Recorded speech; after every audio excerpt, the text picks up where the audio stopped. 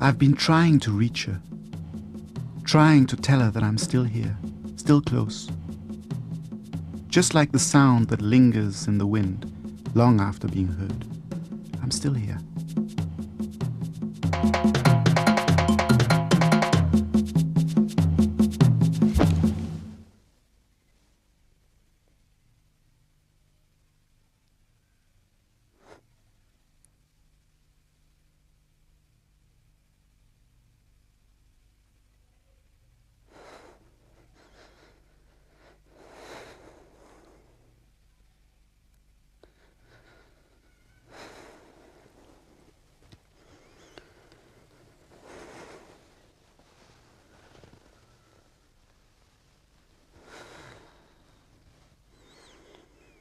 I must seek out those through whose sensitivities I can make myself known.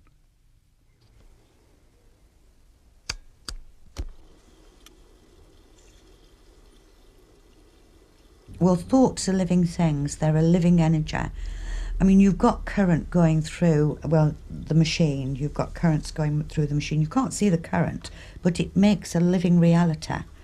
And that's exactly the same with your thoughts. The power of thought is living, and every thought you have registers. And it registers in the etheric, and it registers in the aura around you.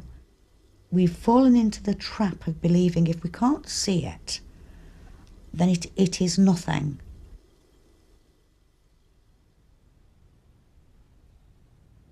Mavis Petilla is a medium. Since a serious acute illness some 22 years ago, she has been able to see and hear the spiritual presence of those who are deceased.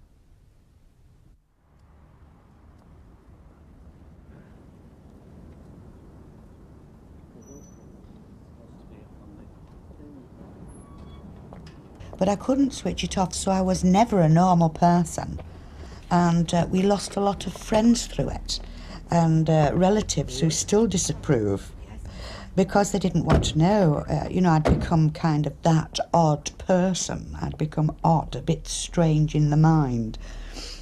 And so I had to go somewhere where I could learn to understand it, what I was doing and what was happening. And that, first of all, took me in many directions until eventually I found a spiritualist church. And from there, then, I learnt that I have to cooperate, and it's a partnership. And then I learnt to develop it.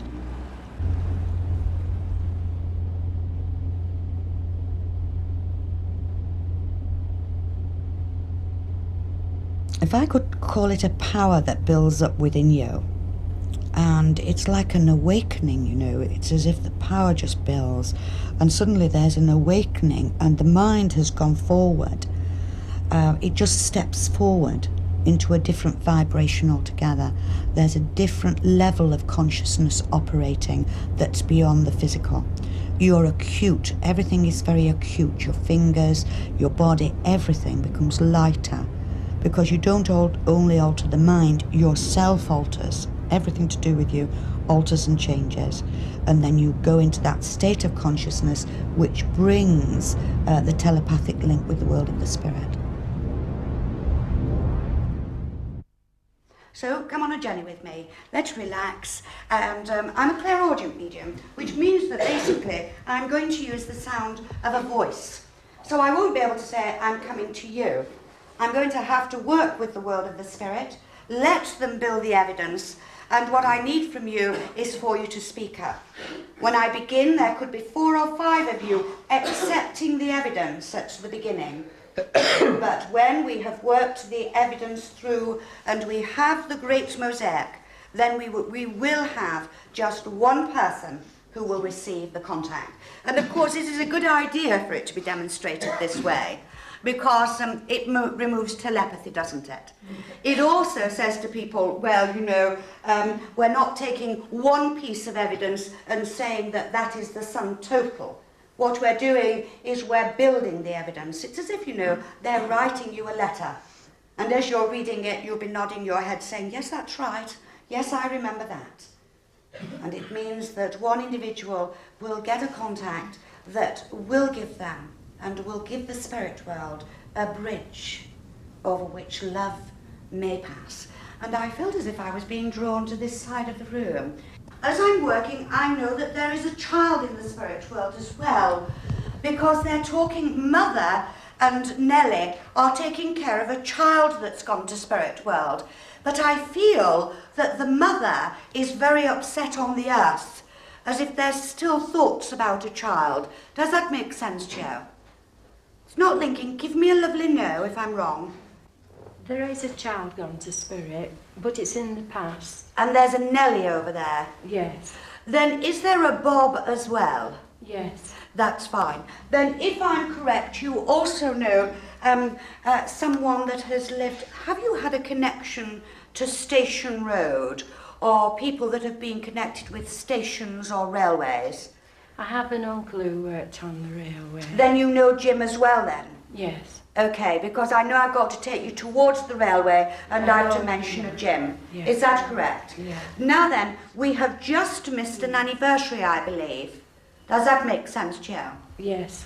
Because they keep saying to me they wanted to bring you memories for last month. Now we're in November now, so I've got to go back into last month. Yes. Is that correct? Yes. Now I believe that you have an anniversary belonging to the earth, but I know there's also an anniversary of someone who passed to spirit world. That's right. So it's 2 anniversaries in 1 month. That's Does that right. make sense? Yes. I have a Richard here who I'm quite sure was known as Dick, because that's what I'm being told. Yeah. Does that make sense? Yeah. Now I just said to him, how did you die? And he said, well, I just dropped dead. Does that make sense? And really that's not very good evidence, is it? Because, you know, we all drop dead in the end, don't we? But would I be right to say that you have had connections where it's been very, very hilly, terraced houses, cobbled streets? Yes, yeah. Am I right? Yeah.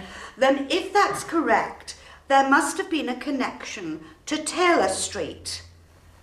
Because I'm quite sure if you can find the people at Taylor Street, you're going to find me my person who just dropped dead. Okay? Yes. I feel as if there was pigeons, you say.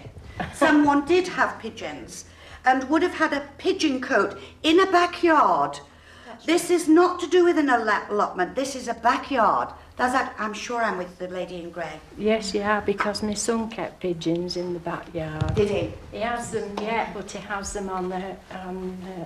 But they were kept in a they backyard. were kept in what used to be the old toilet. That's fine.